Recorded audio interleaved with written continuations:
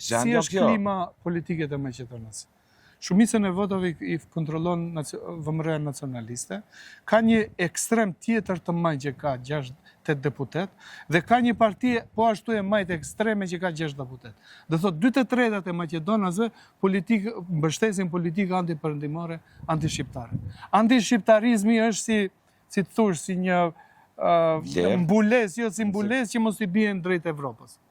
Përdorin shqiptarët që godasin Evropën. Unë jam i bindur që në Maqedoni antishqiptarizmi është anti-perëndim. Sepse ata e kanë thënë, e thonë edhe njerëzit e tjerë, që shqiptarët janë si papet këtu, si kukulla të interesave perëndimore. Dhe thotë, këta nuk...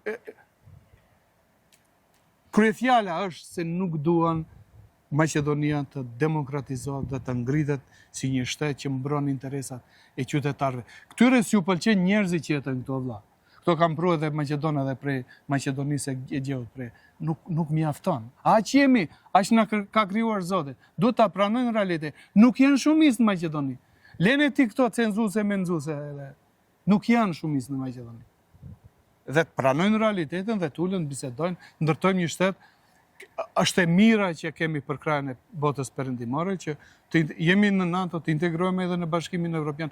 Do humbin klasa politike maqedonase që manipulon me lekët e Maqedonisë, po tash duam ta ruajmë shtetin apo duam të shkojmë drejt konfliktit. Stabilizues edhe i paqes i atyre vlerave perëndimore objektivisht, siç e tha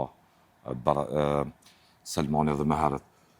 Por, si është e mundur nëse kanë observim real të kësaj gjendje, të kësaj retorike, vetë elita shqiptare politike, si është e mundur në gjykimin tuaj të mos bëjmë platformi, pakt për një arsye, një kauzë vetme që shqiptarët mos defaktorizohen. Një deklaratë e një ministri maqedon që tregon realitetin. Edhe e thotë kështu, dhe thotë, në vitet e para nuk kanë dash të lejojnë formimin një partie shqiptare. Jam mbledhur në lidhjen komuniste dhe diskutojnë. Një më i moshur thotë, mos i pengoni se do bëhet më keq. Le të formojmë, mbas 2-3 vjetëve do filloj të qeshtat, do përçahen. Në fakt do t'i përçahen. Tekstualisht ashtu kanë dalë. Na kanë përçar prej 93-ën, edhe shqiptar nuk mund të ulen të merren vesh si njerëz. Unë e kuptoj që politika është interes, po ka disa interesa mbi të cilat jetike. Po nuk guxohet të kalon. Maqedonët kanë konsenzus të plot kundër nesh. Të gjithë kanë një politikë ndaj nesh. Po thonë që qytetarët ndjekin kursin e tyre hegemoniste nacionalist. Por që mos të mbrojnë veten, identitetin. Ne a themi që jemi me Evropën. Po. Na jemi mirënjohës për shtetin e dytë shqiptar ndaj amerikanëve. Ne do ta mbështetim këtë politikë. A do të jemi pjesë asaj politike? Sa janë këto? Ka një zavendës kryeministër Maqedon brenda në qeveri Vleni, që promovon botën serbe, thotë Serbia duhet bashkohet. Dhe këta qëndrojnë në koalicion. Aty janë brenda, dhe ai thotë Rusia është ajo që duhet ne të vendosim raporte. Kurse publik politik i kësaj, nuk druan fare. Nuk e fsheh. Edhe e para është, ai njeri nuk ka vote, nuk ka fuqi elektorale, o vlla. Serb këtu as 1% janë. 1.25, nuk e di se janë, me cenzusin e fundet.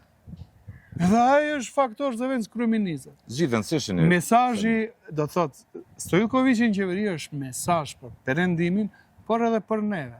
E dëgjova sot një lajm në pikën kufitare në Jashinj atje kanë vendosur një shef një serb.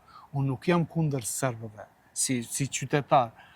Po ta ku e gjete vëlla një serb atje ta çosh ku gjithë që janë shqiptarë, thotë është një provokacion. Një kurs provokues. Kjo është një kurs provokues që shqiptarët rebelojnë dhe pastaj t'i akuzojnë se ja këta po destabilizojnë Maqedoninë.